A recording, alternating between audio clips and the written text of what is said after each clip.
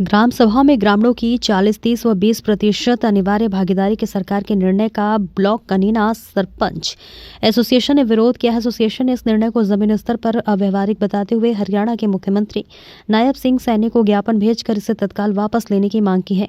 ज्ञापन नायब तहसीलदार अर्जुन सिंह को सौंपा गया। ज्ञापन में सरपंचों ने कहा कि सरकार द्वारा ग्राम सभा में निर्धारित प्रतिशत के अनुसार ग्रामीणों की उपस्थिति अनिवार्य करने का निर्णय व्यवहारिक नहीं है। किसी भी गाँव में एक ही समय में इतनी बड़ी संख्या में ग्रामीणों का एकत्र होना संभव नहीं हो पाता, जिससे ग्राम सभाओं का आयोजन बाधित होगा।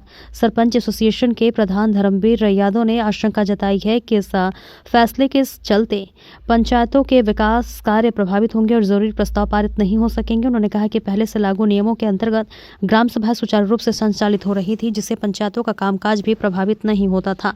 एसोसिएशन ने मुख्यमंत्री से आग्रह किया है कि ग्राम पंचायतों के हित में इस निर्णय को वापस लेते हुए पूर्व नियमों के अनुसार ग्राम सभाएं आयोजित कराने के आदेश जारी किए जाएं, ताकि पंचायतों का कार्य सुचारू रूप से चलता रहे। इस दौरान ब्लॉक सरपंच संगठन उप प्रधान डिम्पल देवी, वीरेंद्र दीक्षित, जर्मन सिंह सहित विभिन्न गांव के सरपंच व उनके प्रतिनिधि मौजूद रहे। देखिए अनिल शर्मा की रिपोर्ट। मैं गांव कैमला से सरपंच डिम्पल जांगड़ा। हम आज सभी सरपंच एसोसिएशन, सभी प्रधान उप प्रधान सारे सभी ग्राम सभाओं पंचायतों के सरपंच तो गांव में जो पंचायत ग्राम सभा के बारे में जो सरकार ने जो मुहिम चलाई है वो नहीं हो सकती, क्योंकि 40, 30 और 20 का रेशा जो दिया गया है वो कभी भी नहीं हो सकता। क्योंकि हमने जो सरकार ने जो प्रक्रिया हमें बताई गई है हमने वो सभी पूरी की है। गांव में बुनियादी करवाई है, पंचों के पास फोन भी किए गए हैं और पंचों को गांव में 1 दिन 2 दिन पहले उसके प्रक्रिया के हिसाब से हमने बताया भी गया, लेकिन वो भी मुमकिन नहीं हो पाया। उसमें 10 या 20 लोग आते हैं तो उसमें विकास कार्यों में बाधा उत्पन्न होती, वो कभी भी नहीं हो सकता। जिसमें हम सरकार से हमारी यही गुजारिश है कि इसको वापस लिया जाए और सरपंचों के विकास कार्य में बाधा न बनाए। साहब क्या नाम है, कौन सी? मैं सरपंच प्रतिनिधि बलवान सिंह आर्य छिथरौली से हूँ जी। क्या मामला है यार? मामला ये है जी, जो 40, 20, 30 का जो रेशो है, हम जो प्रक्रिया पहले चली आ रही है, मुनादी करवाते हैं, मुनादी करवा के एजेंडा निकालते हैं, सभी को सूचना देते हैं।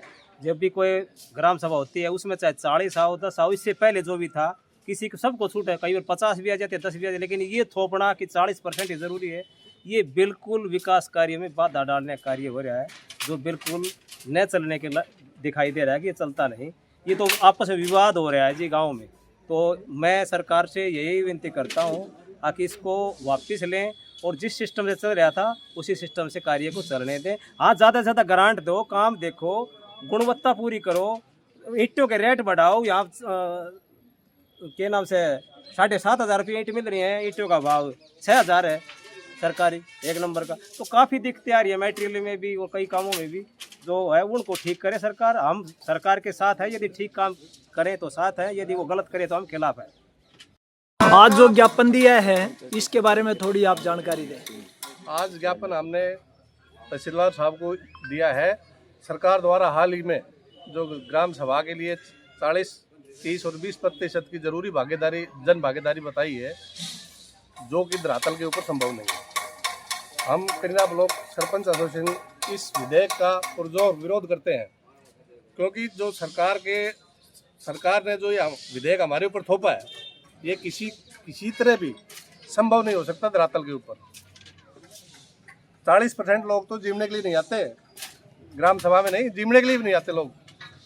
तो इस वजह से अगर सरकार ने ये वापस नहीं लिया तो गांव के विकास के अंदर ये विधेयक बाधा बनेगा और गांव का विकास है जो बिल्कुल ठप हो जाएगा।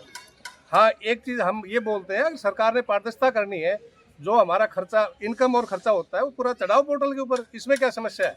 लेकिन जो इस तरह वाली जो जन भागीदारी की समस्या है वो करती है, कभी पॉसिबल नहीं हो सकता। इससे गांव के विकास में बाधाएं आएंगी और गांव का विकास है वो पीछे की तरफ खींचेगा। तो आज से पहले जो पंचायती राज अधिनियम बनाया था वो भी कुछ सोच समझ के बनाया होगा, जिसके ऊपर जो हरियाणा बसाया तब से अब तक चलता आ रहा है। तो इसमें कोई समस्या थी नहीं, तो आज क्या दिक्कत हो गई इस प्रकार? प्रधान जी, आपके ज्ञापन पर अगर सरकार कोई डिसीजन नहीं लेती है तो आप क्या करेंगे? फिर हम स्टेट लेवल के ऊपर कोई बड़ा आंदोलन स्टार्ट करेंगे।